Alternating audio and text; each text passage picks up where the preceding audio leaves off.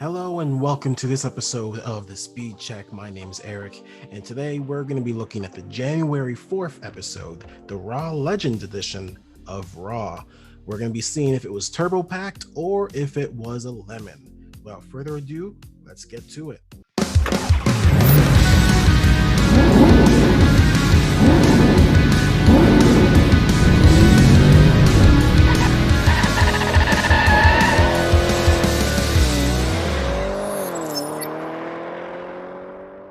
It's that time, ladies and gentlemen. The Raw ratings are low, and instead of making a better product and building current stars, they decided to dust off some legends to give those ratings a bump, something which some of those legends can't even do. I only asked for one thing this episode. I literally only wanted one thing out of this episode.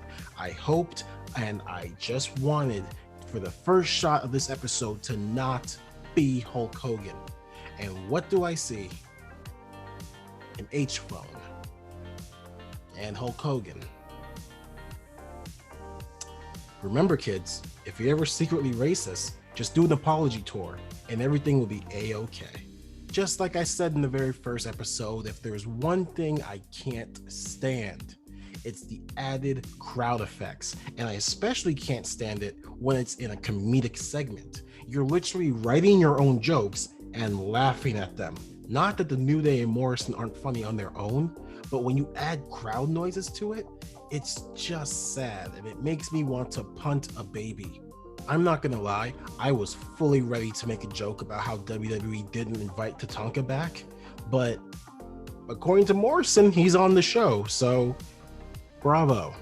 So according to WWE, Miz is still Mr. Money in the Bank because Morrison was the one who handed the briefcase, not the Miz.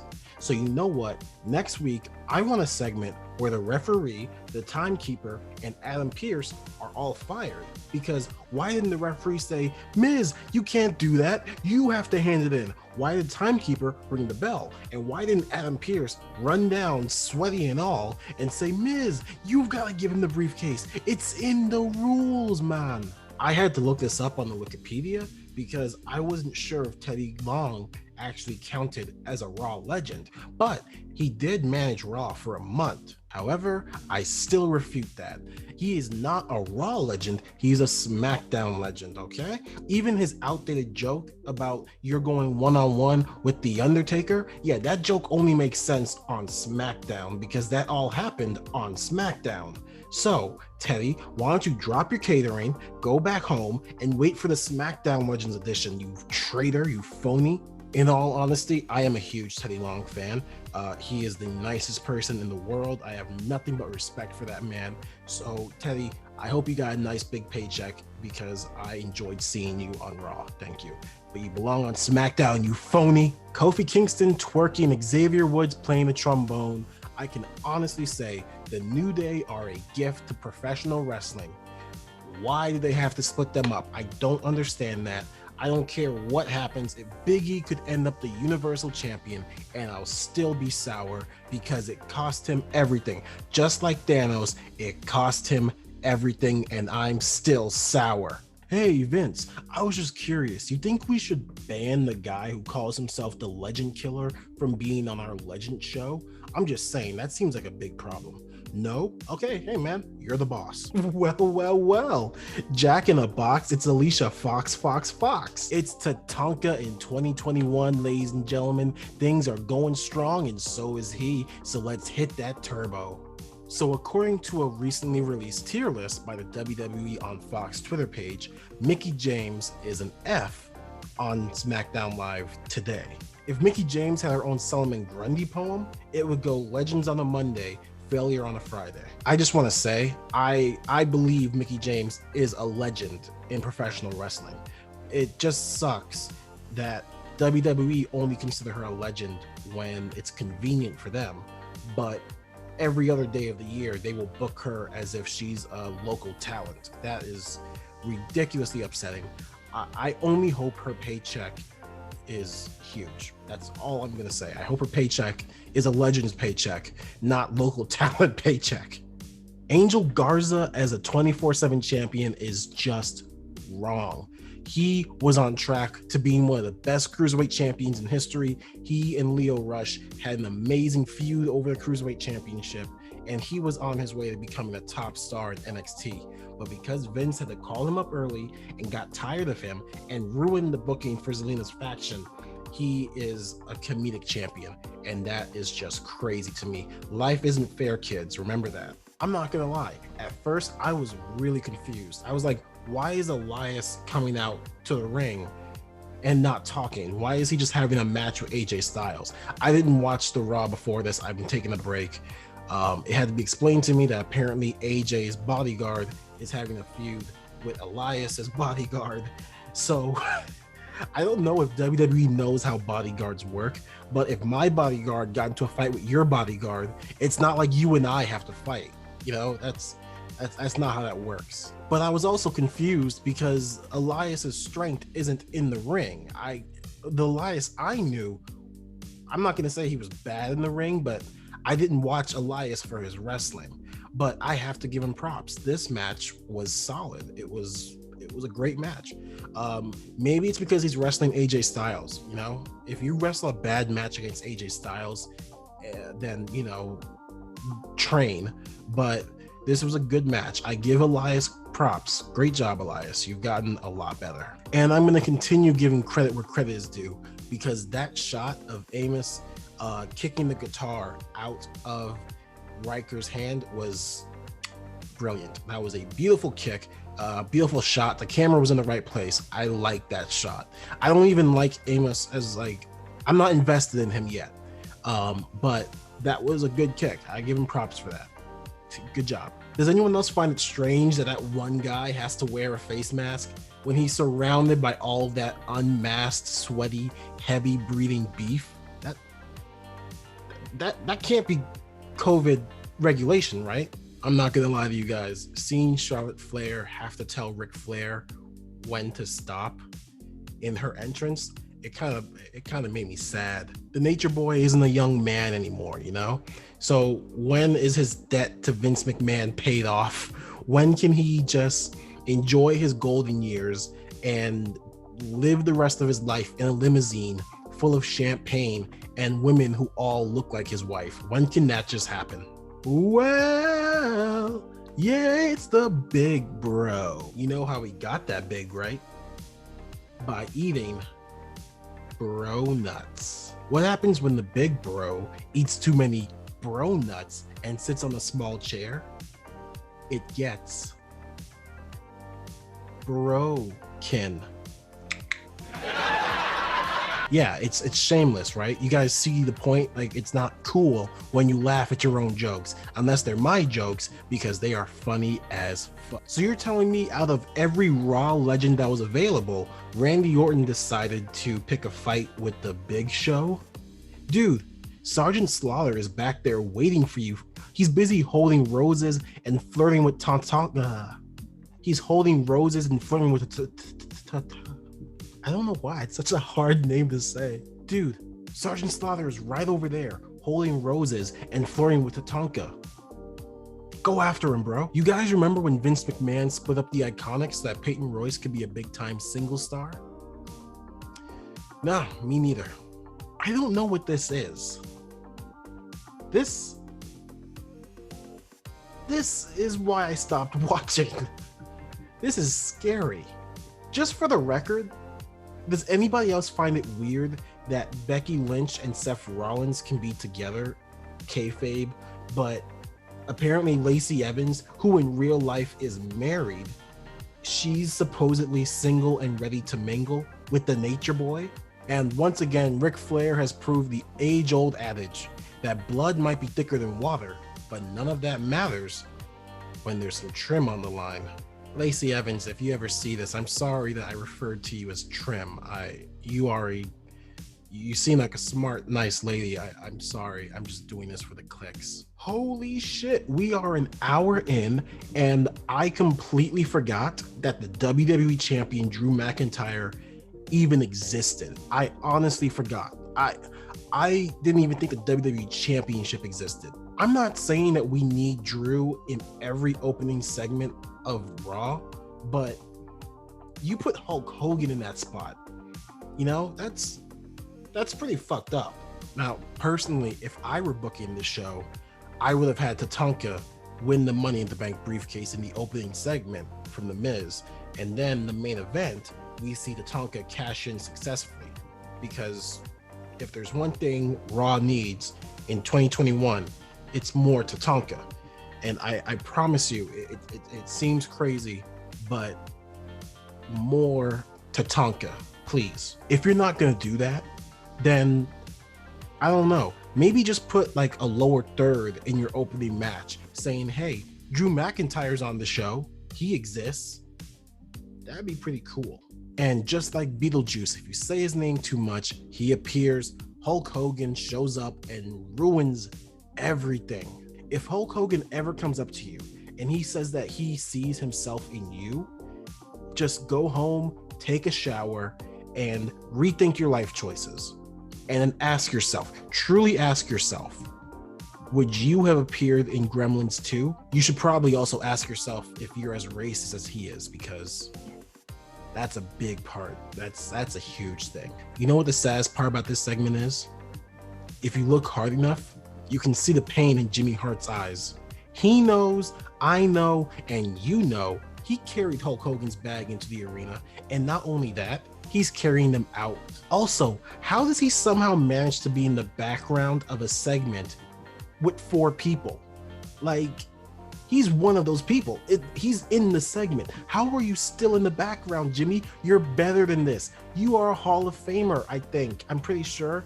If not, you should be. I'm 94% sure you're a Hall of Famer. The other 6% is because I'm pretty sure Hulk Hogan might have taken your spot from you just so he could be a 2-timer. I don't know, but you're better than this, Jimmy. Stand up for yourself, man. I just want to go back. Like, all joking aside, I have to talk about this because it's crazy to me that WWE is okay with Hulk Hogan being so closely associated with their WWE champion. That honestly perplexes me because I don't know Hulk Hogan personally. Let me just say that off the bat. I've never met the man in real life. But the things he said are not okay. He is a racist, bad person, because not only did he say those things, he said those things and he was willing to live the rest of his life without even being apologetic about it, not even privately, it seems like. So when you have your WWE champion so closely associated with this man that they're having fun and they're saying these lines together, it makes me like Drew a little bit less. Like, the New Day were willing to not accept his apology because it wasn't a real apology. For Drew to be this chummy with Hulk, and I'm not saying there's anything wrong with Drew. I'm still a Drew McIntyre fan. I'm just saying, when you put a bad person next to a good person, the good person looks less good.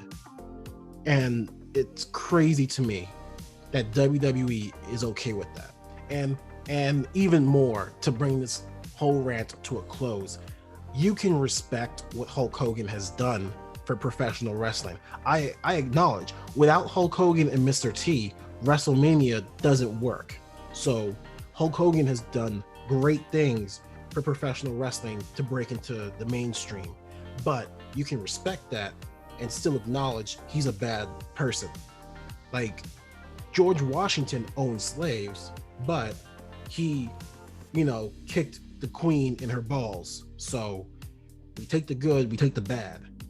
Just food for thought. And now we can go back to the poorly written jokes about Tatanka that I have planned. Nope, I'm not doing it anymore. I am tired of this, okay? This isn't even the worst name change, but I think I'm done with it because you know what? It was fine the way it was, okay? And I'm not saying that name changes are bad, because Antonio Cesaro, great name change. That worked perfectly. Alexander Rusev, great name change. But this is crazy. The guy made his name in the indies as Matt Riddle. The guy also had I don't know how his MMA career was. I should have looked that up. But he made his name cool. He made it. So from now on, anyone who had their name dropped, I'm calling them by the dropped name. Now, Riddle is now Matt. Cesaro is now Antonio. Andrade is now Cien Almas. And Elias is now Megan. You can't prove me wrong. That was probably his name. You don't know that. You know what? I honestly don't care what you say. Matt is the heel of this story, okay? He tapped out clean. If I was Matt, I would just walk up to the referee, tap him on the shoulder, and say, "Hi, yeah, I tapped out when you weren't looking. Like, this is on me. I tapped out. So I think it's only fair that you rule that he won the match. But it's a fair fight, and I tapped out." Instead, Matt just takes his win and he goes home to eat his bro nuts. Hang on, I'm sorry. Did they just cut to Mark Henry and Ricochet at the end of their discussion? Because, see, here's the problem with that. If you cut 5 minutes before when they're still talking, then you have a energetic, strong pep talk that's going to motivate a young talent that's having a rough time. You cut to the end of it, and Ricochet looks like a bitch who's crying because things aren't going his way. And let me say this, I like Ricochet. I respect Ricochet. Like, as a man, as a wrestler, as a performer, he is one of the best wrestlers of his generation. But what are they doing with him? They are making him look weak. This doesn't make me sympathetic for him. This actually makes me care for him less. And that sucks to say. I am a big fan of Ricochet, and this makes me not want to be a fan of his. This makes me want to cheer for Retribution. But when I see Retribution, all I'm going to be thinking is, wow, this group sucks, and I'm going to want to stop watching. So phase 1 complete. I don't care about Ricochet. Phase 2, show me Retribution. Hang on, you're telling me that Hulk Hogan and Jimmy Hart are in the building, but the Legend Killer goes after Mark Henry next? I'm not gonna lie to you guys. If Randall had hit Hogan with the RKO, I would have given the show an A+. I would have given it an S if Randall forced Hulk to carry Jimmy's bag for once. Okay, so I know they added in the fake crowd booing, but this segment with Mark Henry scooting away on his little scooter was hilarious. It was so funny. I'm going to show it to you, and I'm going to add the appropriate soundtrack. So here it is.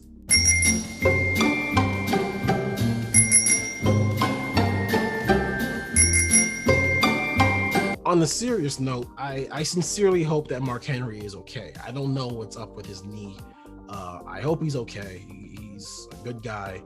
I wish you nothing but the best, but that was funny as fuck. Besides the flip, Mandy Rose's entrance looked pretty much identical to Dana Brooke's, and that's not good. Like, why would you strive to have an entrance that's less impressive than Dana Brooke, you know? It's almost as if she knew she wasn't gonna make it to the ring, so she was just going through the motions. That's the vibe I was getting there. And Dana Brooke rolls Shayna Baszler clean. You guys remember when Shayna Baszler was badass? Like, she went through the entire NXT women's division and she was their strongest champion, but Dana Brooke can roll her up clean. This tells me that Dana Brooke needs to win the Royal Rumble this year so that she can challenge Io like Charlotte did last year, and Dana would be the most dominant NXT champion of all time, because if she can beat Shayna Baszler clean, she can beat Io, she can beat Candice, Ember, Rhea Ripley, any of them clean. 2 seconds. Forget a minute. Dana Brooke could squash any NXT talent clean. Either that or they just nerf Shayna Baszler really hard, which I refuse to accept. They would never do that. In all seriousness, how do you guys think the conversation went when WWE called IRS and asked him to show up on Raw? Hey, Mike, we know you need the money because we fired you last year. So how would you like to appear on Raw? You know, sometimes WWE can be a real dick. So you're telling me with Ric Flair in attendance, the Legend Killer goes after... Oh, no, never mind. This one makes sense. I don't usually agree with Matt. but that is one beautiful man. Didn't Randall Keefe already kill this legend? Like, I remember that feud. There was the ear pulling and it was weird and gross and kinky for some, but I'm pretty sure we saw this already. He already killed this legend. If Orton really wanted to live up to the legend killer name, he would go in the back, he would grow a pair, and he would challenge Tatanka to a one-on-one match. But he won't do that because he knows Tatanka is ready. He even showed up in his ring gear. He's just waiting for the green light to kick some ass. But Randy Orton won't do it. You know why? Because he's afraid of the Wakinyan coming from the Lakota word for thunder, which is Tatanka's finishing move, if you didn't know. The more you know. I actually spent so much time writing that last entry, researching Tatanka's career, researching what Native American tribe he came from, and learning the Lakotan word for thunder that, I'm not gonna lie to you guys, I missed like the first half of this match. Tatanka has truly taken over Raw Legends Night for me. He is the show now. You know what? I've got to say, watching Jeff Hardy scream and like placate to these digital screens in the Thunderdome is both enticing and scary. Like, does Jeff know that those screens don't have souls? Like, they're just LED, Jeff. You don't have to pander to them. At this point, if I'm Jeff Hardy, I'm buying some earplugs for these. Like, you have to know you're in a match against Randy Orton. You know what he's gonna do.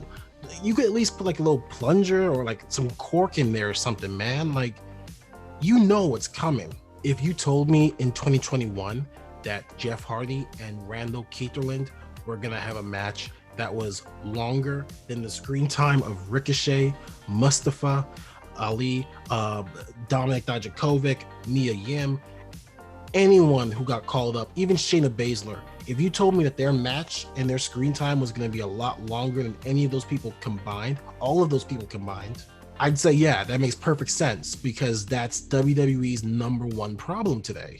They don't know how to book for the future. They like to live in the past. Nothing against Randall Keefe Orton and Jeff Hardy. It's just, don't give them that much time when you have so many young talent just wasting away.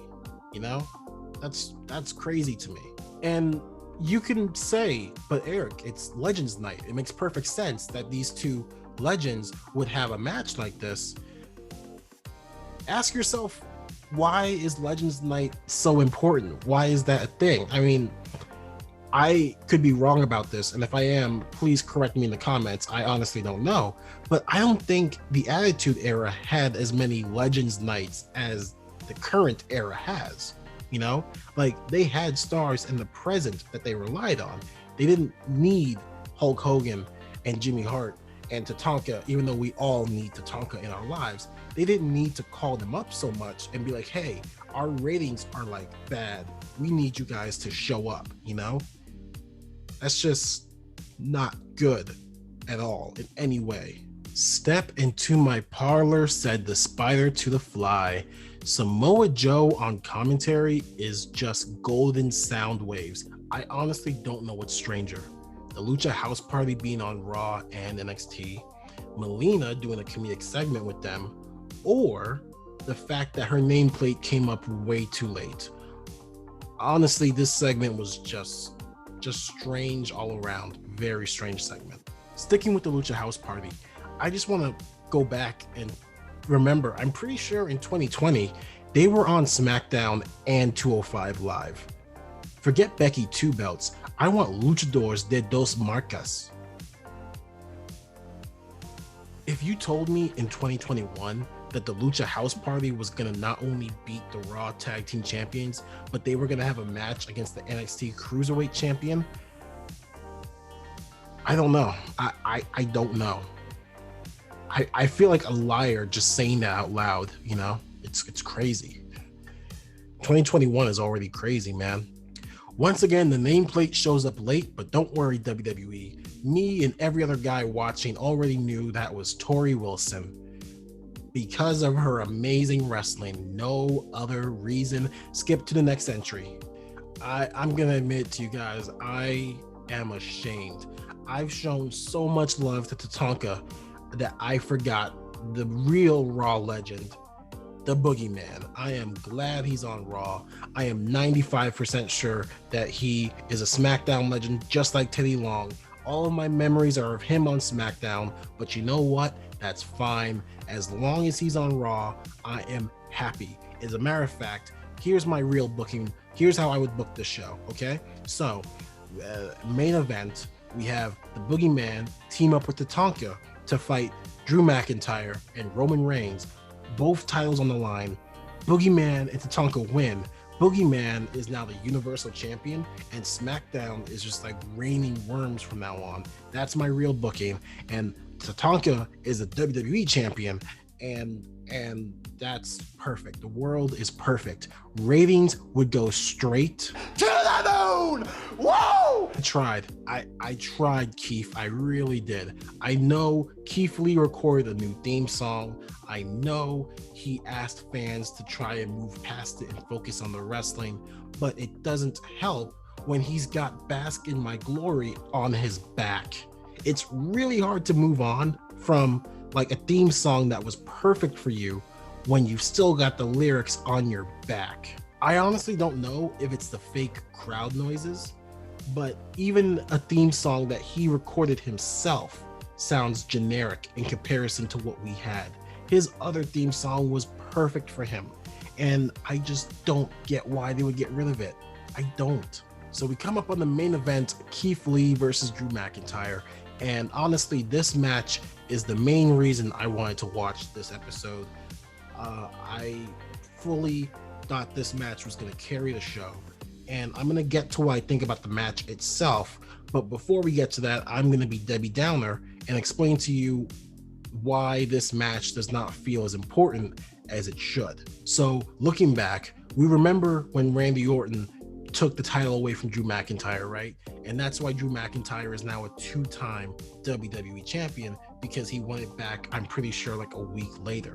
Well, the problem with doing that, even though they fixed it like short term, they gave him back his title, is that it ruined this title reign for Drew McIntyre. You've now changed the story ever so slightly.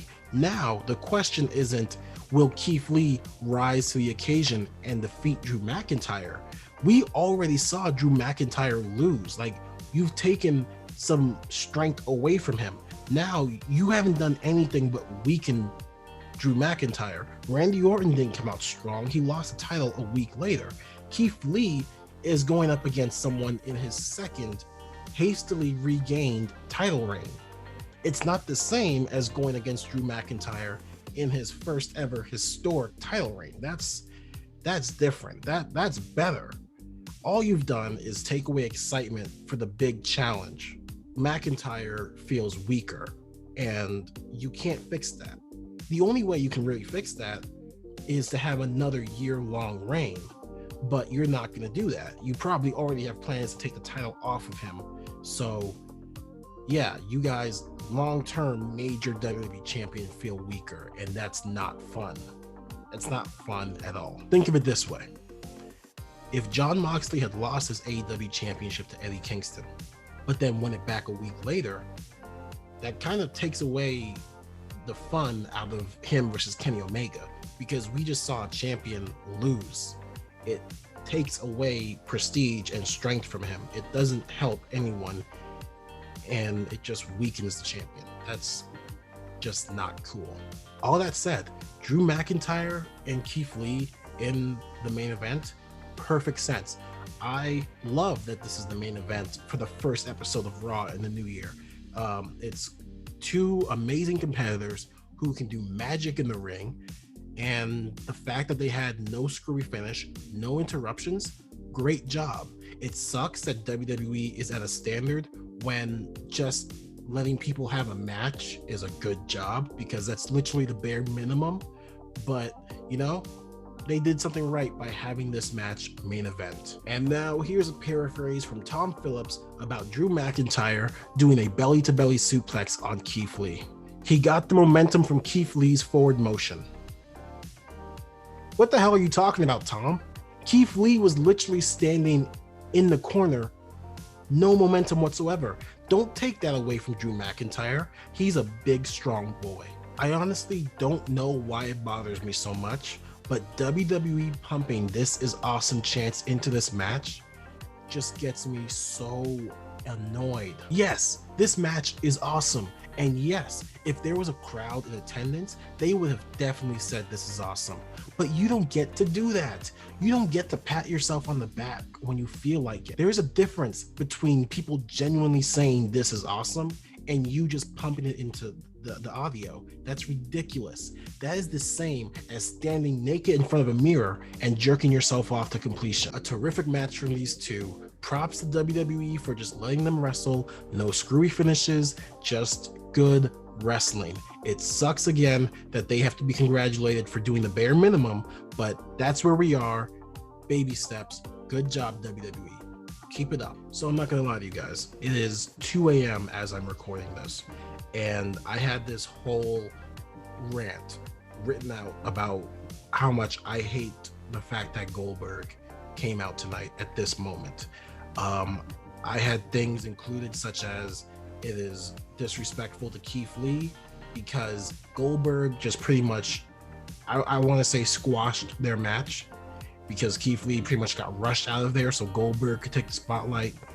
I made fun of how Goldberg somehow sweats more than Drew and Keith Lee, even though he just walked down to the ring. I had a lot of things that I hated about this segment. I absolutely hate the fact that the show ends with Drew McIntyre on his ass looking up at Goldberg. But I honestly don't want to. That killed me. That honestly is the reason I stopped watching Monday Night Raw, because everything I dislike about Raw happened in this segment. They push part-timers over their current stars because they don't want to build current stars. They'd rather cash in on part-timers. They couldn't find any time for Ricochet, like I mentioned earlier, or Mustafa, but they managed to squeeze Goldberg in there. All I can say is this moment actually made me miss Brock Lesnar because I just am tired of Goldberg.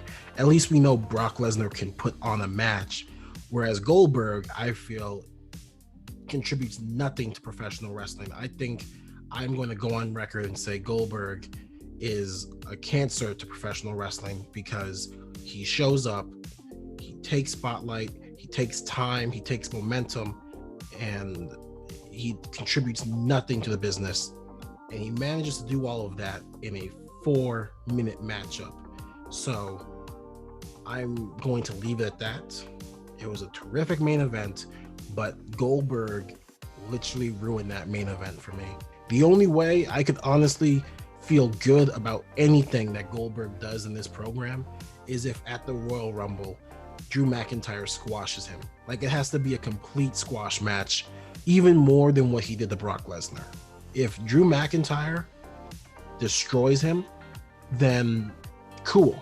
Because like Zach pointed out to me when we talked about it, Royal Rumble is a throwaway pay-per-view for the champions.